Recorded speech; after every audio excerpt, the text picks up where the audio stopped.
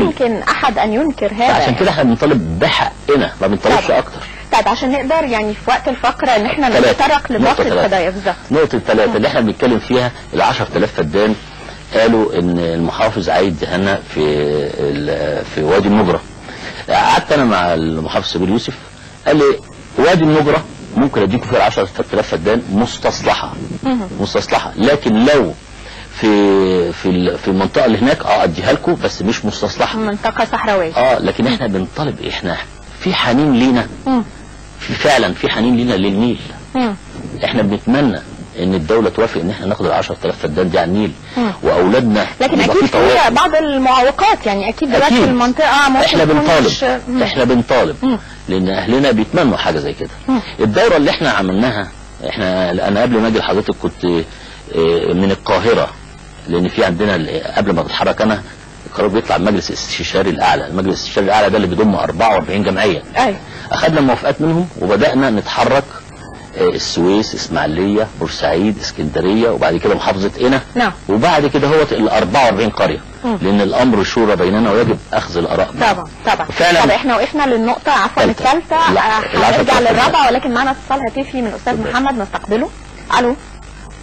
مساء الخير. مساء النور يا فندم، اهلا بيك. حضرتك انا كان ليا مداخلة بخصوص طلباتنا كنوبيين في حقوقنا مثلا الخاصة بحقنا في المواطنة كمصريين. نعم. احنا مش مشكلتنا مش مشكلة ارض بس. احنا مشكلتنا برضو مشكلة يعني حق المواطنة. بمعنى ان احنا كمصريين ازاي نبان. طب حضرتك شايف الخلل فين؟ يعني ايه النقاط اللي حضراتكم لسه بتنادوا بيها او شايفين ان هي فيها مازالت شكل من اشكال التمييز؟ ما احنا مهمشين ثقافيا، بمعنى ان مفيش اي ابراز لمواقف النوبيين التاريخية او مواقفهم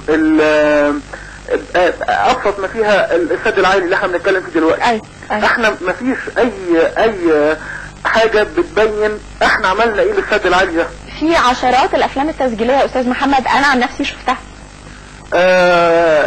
عشرات الافلام التسجيلية ما بتبركش احنا عملنا ايه، واحنا ايه اللي جرى في النوبيين عشان بناء السد.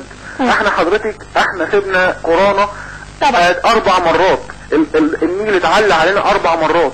واحنا حصل اغراق لكل الاراضي الزراعية اللي كانت موجودة في النوبة 4 مرات، لدرجة ان طب حضرتك يا استاذ محمد شايف ان يعني ممكن يتم التعديل ده ازاي؟ يعني بتطالب بايه تحديدا؟ اولا يبقى ان يعني المواقف ديت او المواقف التاريخية دي تبقى مقررة في التاريخ المدرسي. منهج. تمام. احنا لا نذكر في التاريخ المدرسي غير بالشتائم. احنا النوبيين المتمردين على الوطن، والملك او الفرعون بيبعت قوات عشان يوضعهم. لا، التاريخ المصري القديم، لكن يعني اعتقد يعني التاريخ المصري القديم حتى في النوبة زي اسكندرية زي اسوان، يعني قصدي يعني مكان التاريخ المصري القديم هو يعني دي حلقات يعني متصلة. فحضرتك في التاريخ المصري القديم برضو احنا احنا بنعامل كمثلا كأننا احتلينا مصر. بيقال ان الاسرة 25 والاسرة 23 اسرة نوبية، وهي دي فترة الحكم النوبي. ازاي نعامل كأننا مثلا الحيثيين وزي الرومان وزي حضرتك اكيد عندك حق في هذه الجزئية. احنا ازاي نعامل كهذا؟ نعم. ان اخر ملك من ملوك المصريين كان الملك رمسيس الثالث، ودوت يعني دوت بيتردد على ألسنة كل مرشدين السياحة اللي موجودين في مصر، وبيدرس في كتب الآثار. فاحنا يعني احنا ده اهدار لحقوقنا.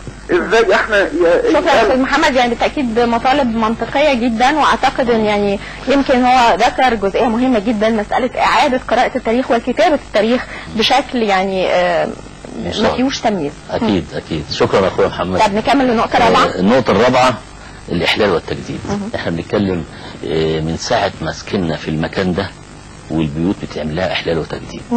43 سنه، كل سنه المحافظ ياخد 5 مليون عشان يعمل احياء وتجديد، وعلى فكره بيتعمل احياء وتجديد ويتعاد مره ثانيه. يعني اذا الدوله بتكلف البيت ما بين 180 ل 160 الف جنيه. ايوه.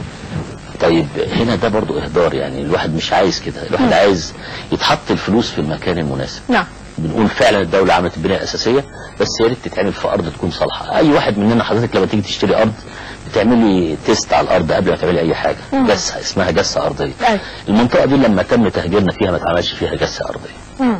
والدليل على كده ان لحد دلوقتي البيوت بتتشقق، في بيوت قليله للسقوط، يعني ده اللي لا بتقع على الناس، بتقع على الناس. طب النقطه الخامسه عشان نكمل باقي النقاط. فصل مصر النوبه دائره مستقله لمجلسي الشعب والشورى. الناس دي من كتر المشاكل، طبعا اهلي وناسي من كتر المشاكل دي عايزين حد يتكلم باسمه طبعا داخل البرلمان. طبعا ده حقهم. بس مع احنا اتنقلنا جوه 350 كيلو بس اتحطينا في وسط ناس كتير، فلما يجي يتعمل انتخابات احنا ما بنبانش في وسط الناس، فعايزين حد يطلع باسم النوبيين يمثل مطالب النوبيين داخل البرلمان.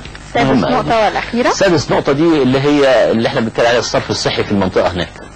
المنطقة هناك محتاجة صرف صحي، وجميع القرى ال 44 هناك طلبوا ان يتعمل صرف صحي في اسرع وقت ممكن. دول الست نقاط. هل في وعود معينة تمت او بالفعل هناك بعض الانجازات اللي تمت بهذا السبب؟ يعني انا شايفة محافظ قنا ينهي معاناة ابناء النوبة باسم، ده منشط في احد الجرائد اعتقد جريدة الجمهورية. فواضح ان في خطوات ما. هو فعلا في خطوات. احنا اوريدي انت عارفة قبل ما نخش ونشتغل كدهوت احنا عامل دراسة عن المنطقة ال 44 قرية. الدراسة اللي احنا عاملينها عن ال 44 قرية فعلا بتبين لك ليه الناس هناك مغتربة، اهلي وناسي الشباب مغتربين ليه. مفيش منطقة، طبعا الجنوب كله فيه، بس البطالة في ال 44 قرية دي اكتر بكتير. يعني كمان في مشكلة خاصة بالبطالة والعنوسة والعنوسة. ليه؟ لان الشباب عندنا بيطلع بره المحافظات لان مفيش مصانع حواليها، فبيضطر يطلع محافظات او بيطلع بره مصر. فبيضطر يتجوز بره، ما بيرجعش. لو ان ده ضد تقاليد النوبة القديمة ان هو يتجوز حد يعني غير نوبي. طيب احنا معانا اتصال هاتفي نستقبله ونستكمل حوارنا. الو. السلام عليكم. عليكم السلام، اهلا بيك يا فندم. مع حضرتك محمد مصطفى. اهلا بيك.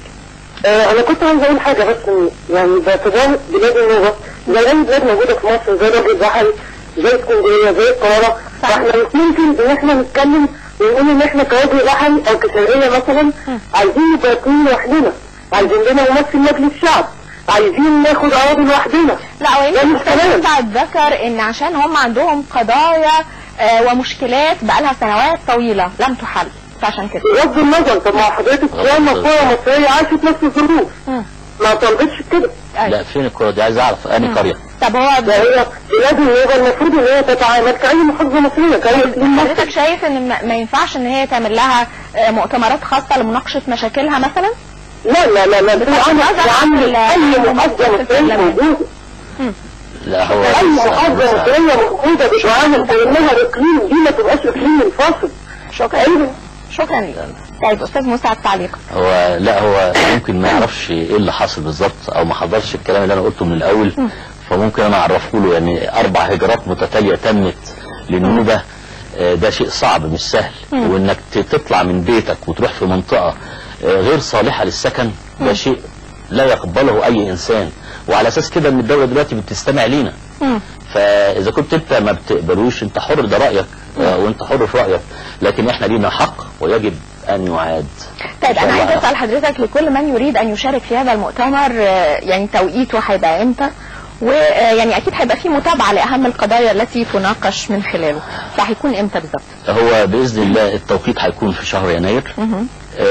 هو في ممثلين من الدوله ويعني ولا بس ابناء النوبه لا لا لا لا لا لا ان شاء الله. احنا امال ايه الجوله اللي انا عملتها؟ انا بقول لحضرتك لفيت محافظات مصر وقعدت مع المسؤولين، ومن ضمنها كان في توماس وعافيه اسنا سعاده المحافظ هناك، حللنا بعض المشاكل وبنشغال فيها. عظيم. فاحنا لفينا عشان نركز في ال6 نقاط دي، وفي نفس الوقت الجهات المعنيه اذا كانت وزاره الزراعه او ري او اسكان او الاغذيه العنصر الغذائي تنسق مع محافظه اسوان مع المجلس المحلي المتواجد هناك، كل الجهات المعنيه يجب ان تكون متواجده مع القيادات الطبيعيه، مع القيادات الشعبيه، عشان نقدر زي ما تفضل الاخ اللي قال نعيش زينا زي ما اي حد، حقوق لينا يجب ان ناخدها. في النهايه استاذ مسعد هركي، نتمنى لحضرتك ولهذا المؤتمر كل نجاح، وبالتاكيد ان تحل كل المشكلات الخاصه بالمواطن النوبي قريبا، وايضا ان تحل داخليا وليس من خلال مؤتمرات او اصوات خارجيه. في النهايه بشكر حضرتك، وبالتاكيد نؤكد في نهايه هذه الفقره ان المواطن النوبي هو مواطن مصري وهو الفنان، يعني اعتقد المواطن النوبي دايما بيميز بانه فنان بطبعه، وايضا من خلال المنازل اللي كان عليها نقوشات جميله. نتمنى ان يتم تجديد وتطوير هذه المنازل ايضا لتعبر عن جزء مهم جدا من ثقافتنا، الثقافه النوبيه. مشاهدينا الكرام، بعد الفاصل زميلي احمد يوسف وفقره جديده.